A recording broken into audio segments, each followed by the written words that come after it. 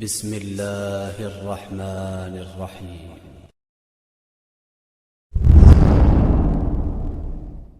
قرآن سننا pod cost.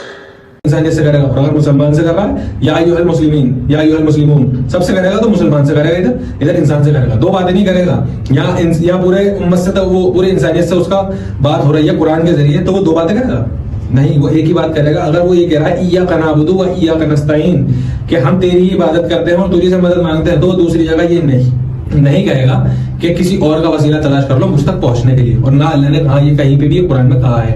تم لاتے ہو ایاک نعبد و ایاک نستعین، ہم یہ بات کہتے ہیں کہ صرف ہم تجھ سے ہی مدد مانگتے ہیں اور تیری بات کرتے ہیں. یہ کہتے ہیں کہ تم اس کے آگے بھی نہیں پڑھتے، اس کے آگے بھی تو پڑھو، اس کے آگے بھی تو کچھ لکھا ہوا ہے.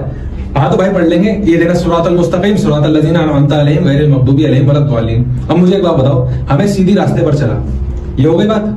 کن لوگوں کے راستے پہ جن پہ تو نے انعام کرا؟ اب مجھے یہ بتاؤ، انعام بابا پہ کرا تھا؟ انعام چرس پینے والے بزرگوں پہ کیا تھا، جو پکی قبر کر کے جو بیٹھے ہوئے. اللہ کے رسول کی مخالفت جو کر کے گئے، ان لوگوں پہ انعام کرا تھا نہیں. اللہ قرآن میں ہی اس کا جواب دے گا، اور جواب دیا ہے. انبیاء، شہداء، صدیقین اور صالحین، یہ چار پہ انعام کرا اللہ نے. اب تم کو بابا ان کے راستے پر چلا، نہ کہ ان سے دعا مانگنے کی ہمیں اجازت دے. نہیں مانتے، ماننا چاہتے ہی نہیں. مان جائیں گے تو ان کی جو اتنی بڑی جو گھوم کے انہوں نے ایک بہت بڑا دائرہ بنایا ہے اپنے فقہ کا، وہ ختم ہو جائے گا. وہ جائے گا کہاں؟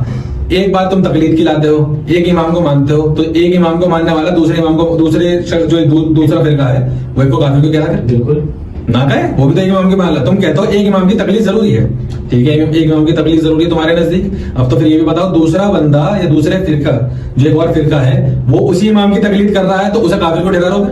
اب یہ فتنہ کھڑا ہوا ہے، اس کا مطلب امام کی تقلید ہی غلط تھی. امام تھے اللہ کے رسول صلی اللہ تعالی علیہ وسلم، وہ امت کے امام ہیں، امام اعظم محمد الرسول اللہ. یہ ہے امام اعظم اور کوئی نہیں. ان کے ہی بزرگ جو سب کے نزدیک اچھے درجہ رکھتے ہیں، شاہ ولی اللہ دہلوی، انہوں نے اپنی کتاب میں پتہ کیا لکھا کہ اماموں کی تقلید نے امت میں گمراہی کا دروازہ کھولا. شیخ عبد القادر جیلانی نے اپنی کتاب کے اندر لکھا غنیمت الطالبین کے اندر کہ حنفی فرقہ جہنمیہ ہے. اب ان کی بات مانو، کیوں نہیں مانتے؟ ان سے مانگتے ہو، ان کی مان بھی لو. چلو تم کہتے ہو یہ حنبلی تھے اور تم حنفی ہو، مگر تم اتنا تو مانتے ہو نا کہ پیر عبد القادر جیلانی نے کبھی کوئی غلط بات نہیں کہی ہوگی. تو شیخ عبد القادر جیلانی سے بیعت کیسے ہو گئے اگر وہ حنبلی تھے؟ اور ہم اس مدعے پہ جائیں گے، ہم اس مدعے پہ جائیں گے. تم تو یہ کہو گے کہ وہ حنبلی تھے، وہ حنبلی فرقے کو فالو کرتے تھے، تم اپنا جواب لیا ہوگا ڈیپینڈ کرنے کے لیے. ہم یہ کہہ رہے ہیں کہ حنفی فرقہ جہنمی فرقہ پیر عبد القادر جیلانی نے ڈکلیئر کرا ہے اگر، تو مجھے یہ بتاؤ کہ جب تم کہتے ہو کہ انہوں نے کوئی غلط کام نہیں کہا، کبھی کوئی غلط بات نہیں کری، تو یہ بات بھی تو پھر سچی ہو گئی. تم حنفیت کو فالو کرو، پھر حنبلی کو فالو کرو نا. بالکل، یہاں تو تم ختم ہو گئے. پھر ایک جگہ تم کہتے ہو کہ نہیں ان سے کبھی کوئی غلطی نہیں ہوئی ہوگی، یا انہوں نے ڈکلیئر کرا کہ حنفی فرقہ جہنمی فرقہ ہے، تو اب تم کیوں کہہ رہے ہو؟ تم تو گئے، لد گئے، پھر لد گئے نا، کہیں سے نہیں بچے. اس کی وجہ کیا تھی؟ یہ سب کیوں ہوا اور آج یہ شرک کیوں ہو رہا ہے اتنا زیادہ؟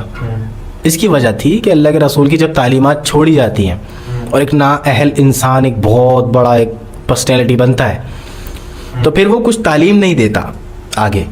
مثال کے طور پر آپ کو یہ بات پتہ ہے آپ کے بچے اور آپ کے اسٹوڈنٹ آپ کی قبر پکی بنا سکتے ہیں؟ نہیں. جب آپ مرنے لگو گے یا ابھی آپ اپنی اولاد کو یہ سکھاؤ گے نا کہ بیٹا اللہ کے رسول کی حدیث ہے، بخاری میں کئی جگہ آیا ہے اور سینکڑوں حدیث ہے، اللہ کے رسول نے پکی قبر کرنے کو منع کرا ہے. قبر کو پکا کرنے پر، قبر کے اوپر گنبد بنانے سے اللہ کے رسول نے منع فرمایا ہے. اب اگر آپ کی وفات ہو جاتی ہے تو آپ نے تو اپنے بچوں کو ٹرین کیا ہے، آپ نے اپنے اسٹوڈنٹ کو، مریدین کو ٹرین کیا ہے، تو وہ نہیں بنائیں گے جس طرح اللہ کے رسول نے کیا تھا آج سے 1400 سال پہلے. اور ایسا ٹرین کیا تھا کہ اس دور میں 1.25 لاکھ کم و بیش صحابہ کرام کی فوج اللہ کے نبی کے لیے جو آئیں اور جان دینے کے لیے تیار. اللہ کے رسول کا وضو کا پانی نیچے نہیں گر سکتا، اتنی محبت کرنے والے لوگ. بہترین نقاشی اس وقت ہوا کرتی تھی، لیکن اللہ کے رسول کی ایک فوٹوگراف نہیں مل سکتی، اللہ کے رسول کی ایک مورتی نہیں مل سکتی، اللہ کے رسول کی قبر کو پکا نہیں بنایا گیا کیونکہ تعلیم دے کے گئے تھے. تو میں یہ پوچھتا ہوں کہ یہ بزرگ کیا سکھاتے تھے اپنے مریدوں کو کہ ان کے مرتے ہی قبر پکی ہو گئی اور اس کے اوپر گنبد بھی رکھ دی گئی، وہاں سجدہ بنا دیا گیا. کیوں؟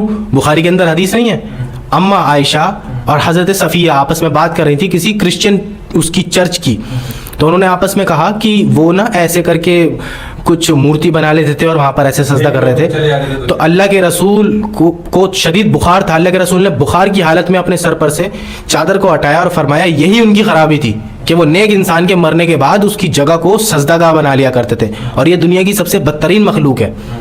تو میں تمہیں ان چیزوں سے منع کرتا ہوں. میں اللہ کا بندہ اور اللہ کا رسول ہوں, مجھے اللہ کا بندہ اور اللہ کا رسول ہی رہنے دینا. اس کے بعد آیت الکرسی کے اندر کیا اللہ تعالیٰ نہیں فرماتا کس کی اجازت, کس کی اتنی ضرورت ہے کہ قیامت کے دن وہ اللہ کے حضور کسی کی سفارش کر دے. لیکن یہاں کہتے ہیں کہ جی نہیں, محمد کا پکڑا اللہ کا پکڑا چھٹائے محمد کا پکڑا چھڑا کوئی نہیں سکتا. یہ کتنا کفری الفاظ ہے. یعنی اللہ نے اگر کسی کی پکڑ کری ہے تو محمد اسے چھڑا لیں گے. اگر کوئی شخص قرآن کھول کے بھی نہیں پڑھتا, پوری زندگی کلبنگ کرتا کرتا مر گیا ہے, حرام کام کرتا کرتا مر گیا ہے, بربادی کی موت مر گیا ہے, شرک کرتا کرتا مر گیا ہے, تو اللہ کے رسول اسے بخشوا لیں گے یہ کہہ کے کہ یہ میرا امتی ہے.